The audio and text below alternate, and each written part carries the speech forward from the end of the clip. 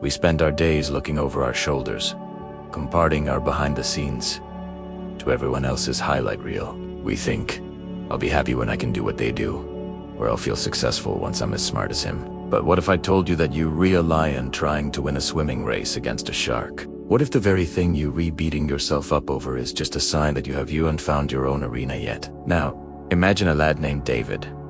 He was 12 years old, 6th grade, full of beans and always on the move. Outside, on the pitch, David was a king.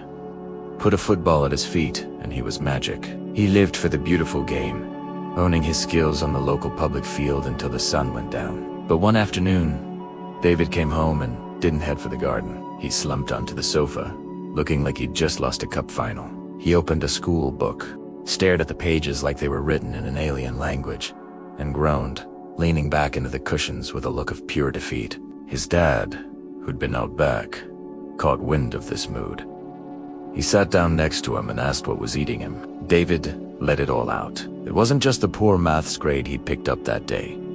It was the sting of comparison. His mate and neighbor, Matt, seemed to breeze through maths. No matter how much David sweated over the numbers, Matt was always 3 steps ahead, scoring top marks without breaking a sweat. David felt small. He felt like he was lacking something essential. His dad didn't give him a lecture. He didn't tell him to just work harder. Instead, he got him a glass of water, let him settle, and then took him out to the garden where the air was cool and the trees offered a bit of peace. "David," he said, "I'm going to teach you 3 lessons. These aren't just for school. These are for the man you're going to become. But I'm not going to tell them to you. You're going to earn them through 3 challenges." David was intrigued. "What's the first one, Dad?" "Tomorrow." His dad smiled. "I want you to invite Matt for a game of football." The next day was a crack of bright sun, perfect for a match. After school, the 2 boys headed to the field. And here's the thing. David, who lived and breathed football, absolutely ran the show. He was everywhere. He scored 3 goals, darting past defenders like they were standing still. His team won by a landslide. Meanwhile, poor Matt's genius was struggling. He was tripping over the ball, losing his footing, and making mistakes that David would never make. Despite the score, they had a brilliant time. But the difference in skill was night and day. When David got home, he was buzzing. "Dad, I played Matt. I smashed it. Scored a hat trick. But Matt ...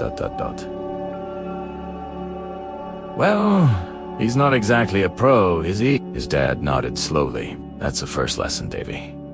Matt might be a wizard with numbers, but he's out of his depth on the pitch.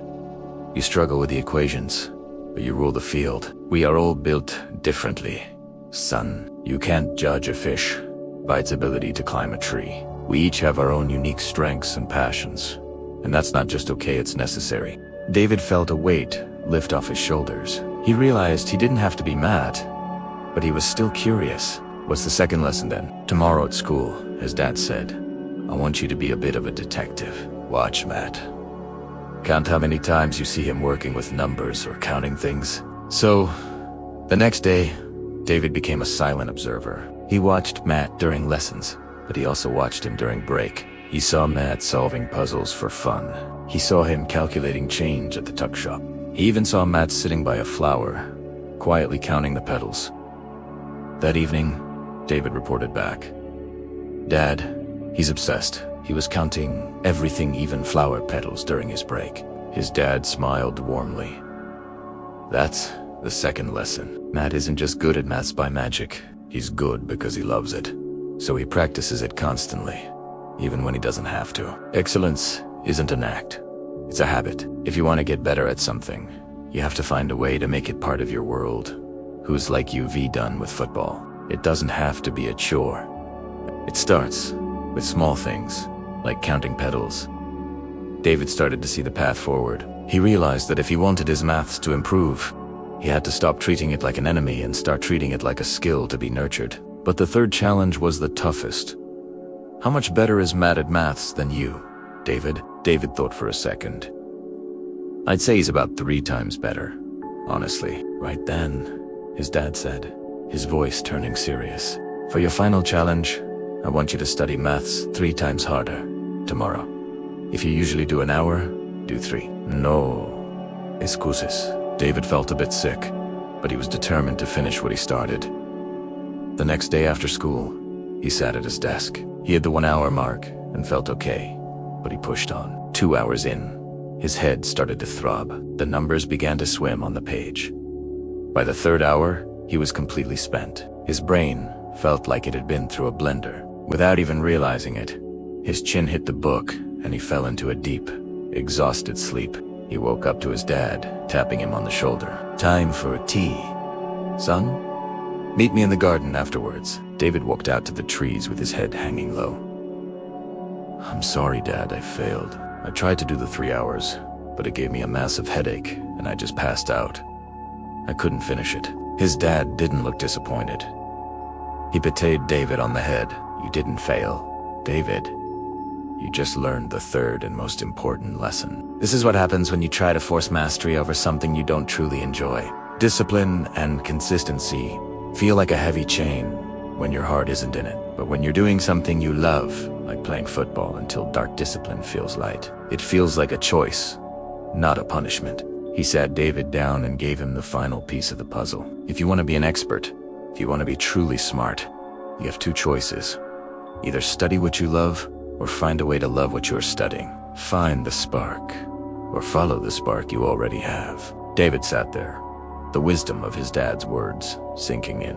He realized that he didn't need to be a carbon copy of Matt to be successful. He needed to be the best version of David. He promised right then and there to carry those lesson strengths, practice, and passion with him forever. Now, think about your own life. Are you the donkey carrying everyone else's grain, wondering why you're so tired? Or are you the young man holding a flickering lamp in a storm, terrified that the wind will win? We spend so much energy trying to fix our weaknesses that we forget to feed our strengths. We try to force ourselves into boxes that were never meant for us. True peace, true success, doesn't come from being good at everything. It comes from the power of no, the ability to say no to the expectations of others, so you can say yes to your own calling. It's about the price of access, knowing that your time is too valuable to spend on things that drain your soul. If you're feeling overwhelmed today, remember the lamp. Remember that your attention is your only real currency. Stop spending it on the ghosts of what you should be, and start investing it in what you actually are. When you live in the present, when you focus on the task right in front of you, with everything you've got, the December fears of the future start to fade away. You become unshakable. This story is a mirror. It shows you that the weight you're carrying isn't yours to bear. It's okay to put it down. It is okay to be the one who is too good at football and not good enough at maths, as long as you are whole. Because a whole person is always more powerful than a perfect one. If this story hit home for you today, if it helped you see your own inner flame a bit more clearly, then do us a favor. Smash that like button and share this with someone who is currently beating themselves up for not being enough. You might just be the light they need to find their way out of the fog. Subscribe to the channel and join our community of people who are learning to stay present, stay peaceful, and keep growing. Leave a comment with the word sovereign if you're ready to start playing your own game. I'll see you in the next one. Take care of that flame. You won't believe how many people are currently drowning in a sea of should'ves and must-dos, completely unaware that the oxygen they need is right in front of them. We spend our entire existence trying to fix the cracks in our foundation, obsessed with our flaws, while our greatest towers remain unbuilt. We've been conditioned to believe that if we aren't struggling, we aren't growing. But what if the struggle itself is a sign that you're moving in the wrong direction? What if the most powerful version of you isn't the one who finally masters everything, but the one who finally decides what is worth mastering? Now, let's go deeper into David's world. That evening, after the headache had faded and the weight of the maths failure had settled into a quiet realization, David sat on the back porch. The garden was dark now, lit only by a thin sliver of a moon, and the silence felt different. It wasn't the heavy, suffocating silence of defeat anymore. It was the vast, open silence of a clean slate. He realized that for the past year, he had been walking through the village of his own mind, carrying a lamp that someone else had lit a lamp. Kajid being like Matt, and because that light wasn't his, it didn't show him his path. It only showed him how far he was from Matt's. Father came out and sat on the wooden step beside him.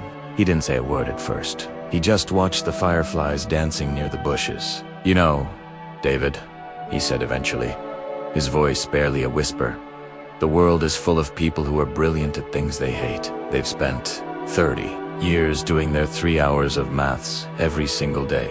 They have the titles, they have the money, but if you look at their inner flame, it's nothing but smoke. They are the most successful ghosts you'll ever meet." David looked at his hands. "But Dad, if I just focused on football and ignore the things I'm bad at, won't I fail? Won't I be left behind?" His father laughed softly. "There's a difference between basic competence and mastery, son. You need to know enough maths to navigate the world, just like Matt needs to know enough physical coordination to walk across a room. But Mastery is a sacred thing. It requires a level of devotion that can only be fueled by love. If you give your mastery to something you hate, you're committing a slow kind of suicide. You are telling your soul that its passions don't matter. This is the architecture of the sovereign soul. Most people think that to be powerful, you be a jack of all trades. You have to be the best student, the best athlete, the best friend, the most available worker. But that is the ultimate kindness trap. By trying to be everything to everyone, you become a nobody to yourself. You become a background character in your own life. David started to see it. The next week at school, he did his maths homework. But he didn't obsess over it. He did what was necessary, and then he stopped. He used the power of no when his mind tried to drag him back into the spiral of "why aren't you as fast as Matt?" He shielded his flame. He told that thought, "You aren't invited here." Instead, he poured that saved energy back into his football. He didn't just play anymore. He studied the game. He watched the way the pros moved their hips, the way they breathed before a free kick, the way they stayed present even when the crowd was screaming. Because he wasn't exhausted from fighting himself in maths, his football skills exploded. He wasn't just good anymore. He was undeniable. People in the village started talking about the quiet kid on the pitch. He moved with a clarity that looked like he was seeing the game in slow motion. And the irony, because he was so confident and happy on the pitch, his maths grades actually started to go up. Not because he was studying 3 times harder, but because his mind wasn't cluttered with the fog of anxiety. He was no longer a restless bird. He was a hawk in flight.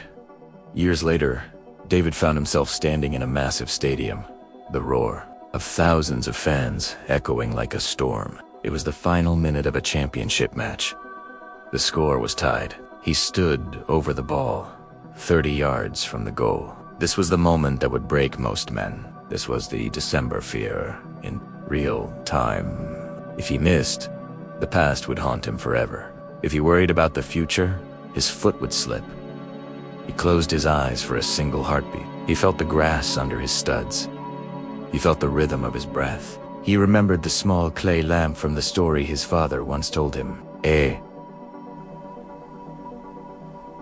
Realized that there was no stadium, no crowd, no championship. There was only the ball, the net, and this exact microsecond. He didn't try to score. He just moved. The ball left his foot like a streak of lightning, curling through the air with a precision that felt divine. The net bulged. The stadium erupted. But inside David, there was only a deep, unshakable silence. He had learned the ultimate lesson. When you are fully present, when you are aligned with your true strength, the world doesn't just notice, it bows. So, as we bring David's journey to a close, ask yourself, what is your football? What is the thing that makes your discipline feel light? And more importantly, what is the 3 hours of maths that is currently giving you a headache and stealing your sleep? The world will try to convince you that you're behind because you haven't mastered someone else's craft. Don't believe the lie. You aren't being lazy. You're being selective. You aren't being selfish. You're being sovereign. Your attention is the only thing you truly own. Stop spending it on the ghosts of other people's expectations. Raise the price of access to your mind. If you've made it this far, it's because you're ready to stop the chase and start to becoming ready to be the person who walks through the storm with a steady flame. Share this story with someone who's currently drowning in a sea of shoulds. Be the person who reminds them that they are allowed to be whole. Subscribe to the channel, join our League of Sovereign Minds, and let's keep building something real. Leave a comment with the word unyielding if you're committing to your true path today. You see, the story of David didn't just end with a trophy or a goal. The true weight of a legacy isn't measured in the moments of victory, but in the quiet, empty years that follow. As David's career in the stadium eventually faded into the soft light of retirement, he found himself back in that very same garden where his father had first set him down. The trees were taller now, their roots deeper, but the air still held that same promise of stillness. But here is the twist you didn't expect. While David had mastered the power of no and lived his dream, his old mate Matt the maths genius had followed a very different path. Matt had done everything right. He had studied his 3 hours of maths, then 6, then 12. He had become a world-renowned architect of numbers, building complex financial systems that governed the wealth of nations. From the outside, Matt was the definition of making it. But inside, Matt was a man whose lamp had been out for 20 years. One afternoon, Matt showed up at David's garden gate. He wasn't carrying a football, and he wasn't carrying a book.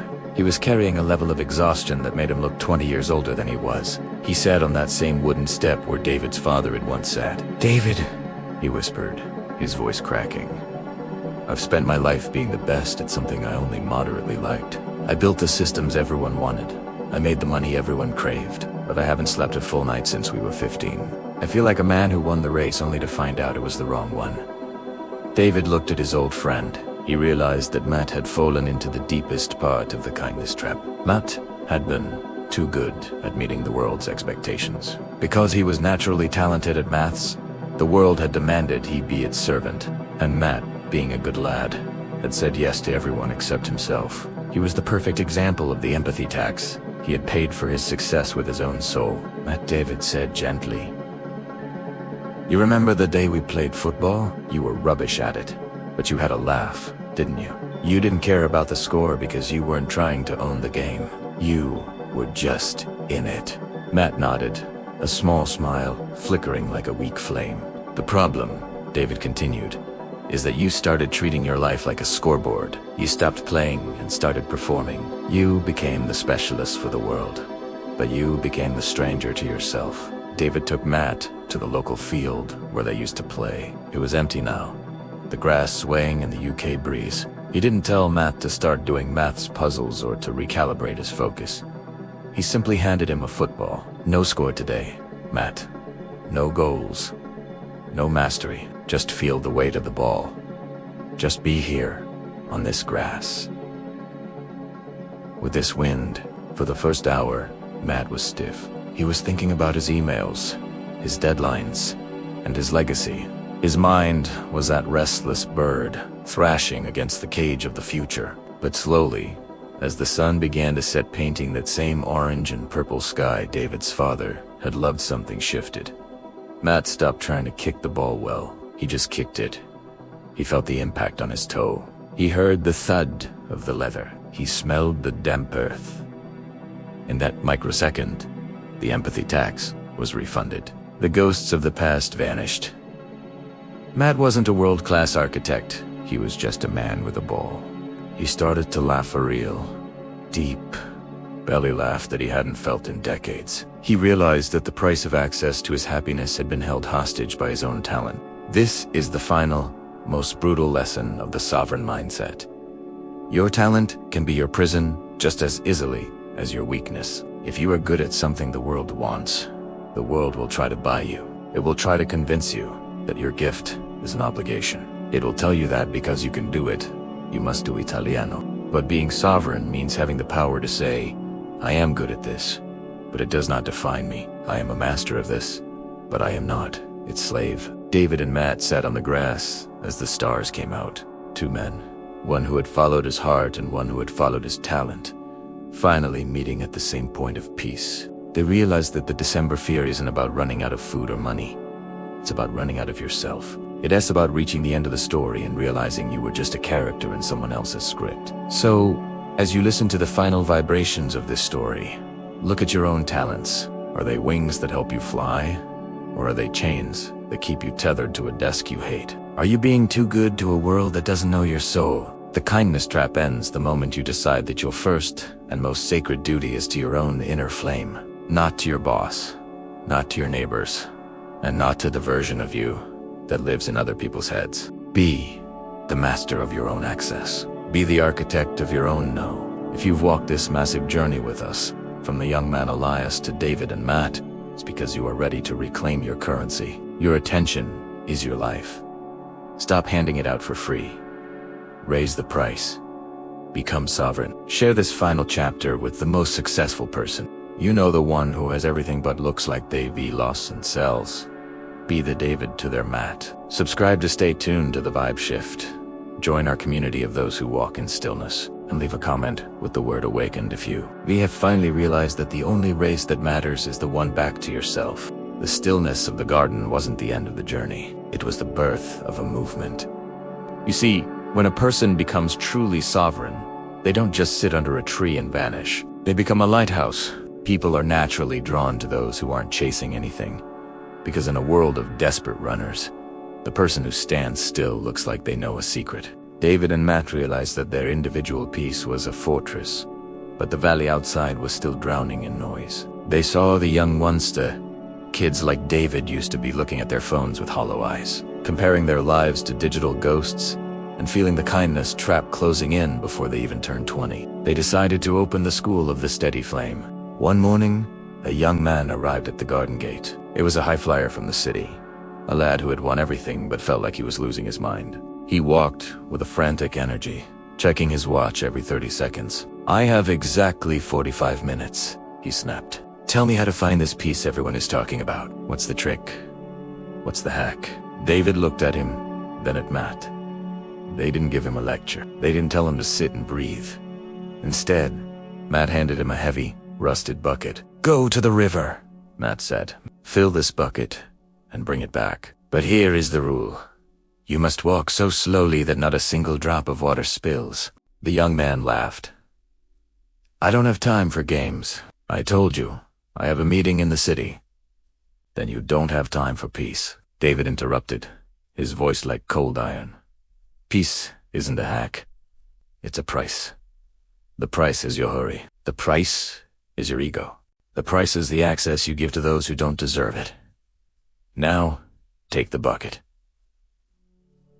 The young man took the bucket. He ran to the river, scooped up the water, and tried to power walk back. Within 3 steps, the water sloshed over the side. He cursed, went back, and tried again. This time, he walked with his jaw clenched, muscles tight. Again, a splash. He went back, and again, and again. 45 minutes passed. His urgent meeting time came and went. His phone was buzzing and his pocket vibrating against his thigh, like a frantic insect. In the past, he would have been in a full-blown panic, but something about the weight of the bucket and the heat of the sun started to change him. He realized that the buzzing in his pocket didn't matter if the bucket was empty. He felt the power of no as he pressed the button. He stood by the river for a long time, just watching the water. He noticed the dragonflies. He noticed the way the moss clung to the rocks. He stopped trying to win and started being with the task. He began to walk. It took him 2 hours to move 100 yards. His focus was so absolute, so sharp, that the world around him seemed to disappear. He wasn't thinking about the city, or his career, or his reputation. He was just the bucket, the water, and the next step. When he finally reached David and Matt, the bucket was full to the brim. Not a drop had been lost.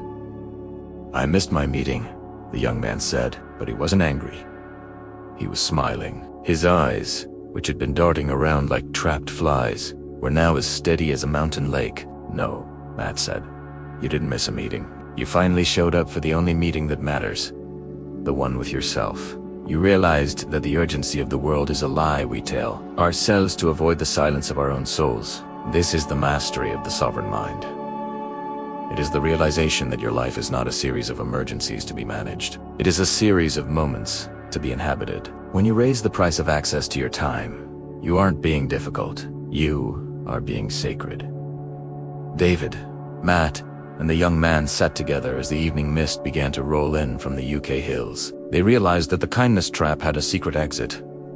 Sincerity. When you are sincere with yourself about what you can actually handle, you stop being too good and start being truly good. You stop performing and start living. The December fear, the worry about the future is a ghost that can only live in a scattered mind.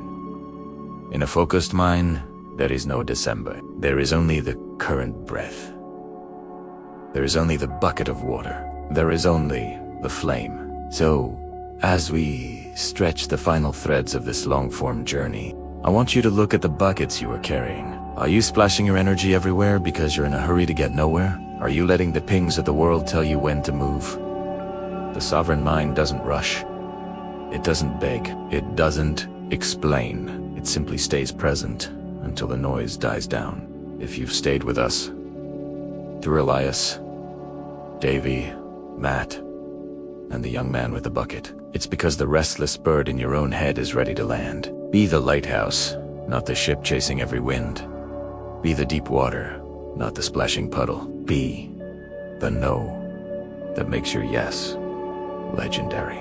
The legend of the School of the Steady Flame didn't just stay in the garden. It began to ripple out, challenging the very fabric of how the world operates. You see, most people believe that the more you do, the more you are. But David and Matt were teaching a dangerous new truth. The more you are, the less you have to do. Toughness. The young man from the city, now known as the Guardian of the Bucket, returned to his high-powered life. He became a glitch in the system. He was the one who wouldn't reply to emails at 2 a.m. He was the one who sat in boardrooms with a silence so profound it made everyone else's frantic shouting feel small. He was practicing the economics of energy. He realized that the world doesn't pay for your time. It pays for your clarity, and clarity only comes to those who refuse to be free to everyone. But then, a final, unexpected guest arrived at the garden gate. It wasn't a restless youth or a burnt-out worker. It was an old woman, frail but with eyes like sharpened diamonds. She was a taker from David's past. The very goat-like character who had used his strength decades ago without ever saying thank you. She had heard that David was now a master, and she had come, one last time, to save the kindness trap. Still had a door left open for her. "David," she wheezed, "I am old and alone. I have no one to carry my loads anymore. Surely a wise man like you, a man of peace, won't turn away an old woman in need." This was the ultimate test of the sovereign mind. In the past, David would have felt the sting of guilt. He would have told himself that being good meant saying yes to her, even if it drained his last ounce of vitality. He would have sacrificed his peace to satisfy her demand, and he would have felt hollow afterward. David looked at her. He didn't see a victim. He saw a person who had spent her entire life refusing to build her own fire, choosing instead to survive on the sparks of others. "I will not carry your load," David said. His voice wasn't angry. It was actually full of a deep, crystalline love. "Because if I carry it for you today, I steal your last chance to realize that you are strong enough to carry it yourself. My no is not a rejection of you. It is an invitation for you to finally meet your own strength." The woman was stunned. She tried to use the old weapon, sham guilt, the December fear of being alone, but David remained unmoved.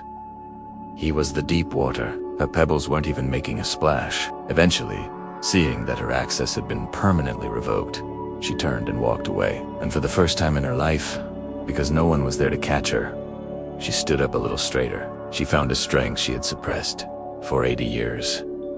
Even the taker was healed by the noble. This is the final transformation of the kindness trap.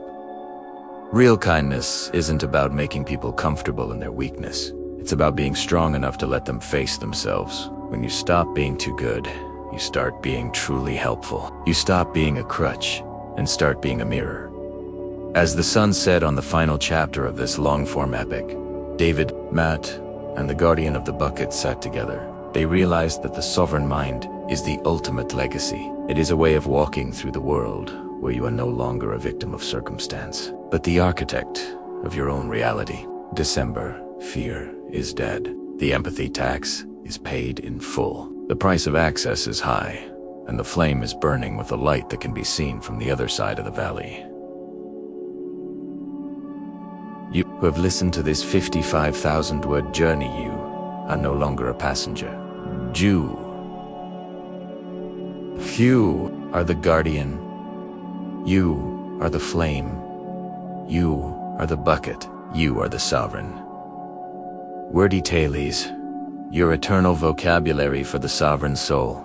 The school of the steady flame eventually became something much larger than a garden or a village. It became a silent revolution. You see, the world is terrified of a person who cannot be distracted. The systems of our modern age to adverts, the 24-hour news, the social media loops, they all rely on your mind being a restless bird. They thrive on your anxiety. They profit from your December fear. But David and Matt had created a generation of people who simply refused to play that game. As David reached his final years, he realized that the most powerful thing about the sovereign mind wasn't the peace it brought him. It was the protection it gave to the truth. In a world of noise, the truth is often the first thing to be drowned out. But when you are present, when you are the deep water, you see through the illusions. You see the kindness trap before it snaps shut. You see the empathy tax before you pay it. One cold, Mr. UK morning, David sat in his garden for the last time. He wasn't teaching anymore. He wasn't guarding a bucket. He wasn't scoring goals. He was just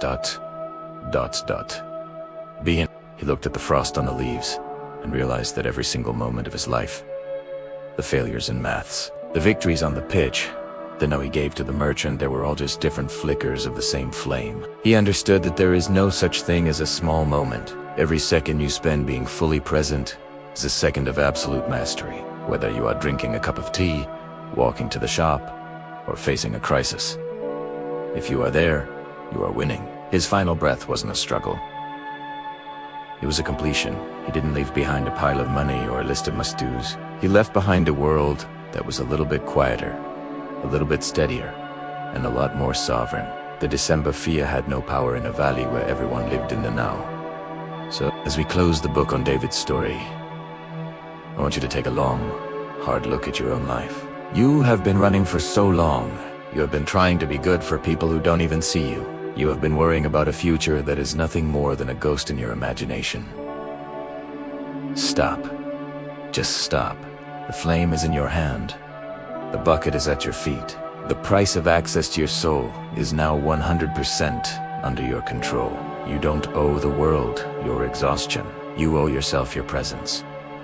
Be the one who walks slow. Be the one who says no. Be the one who is so deeply anchored in this microsecond that the storm doesn't even know you are there. Your time is coming. Keep believing. Keep fighting. Don't just watch. Go out and prove them wrong. Thank you for being part of the journey. If you liked it, please like, comment, and subscribe. Bye.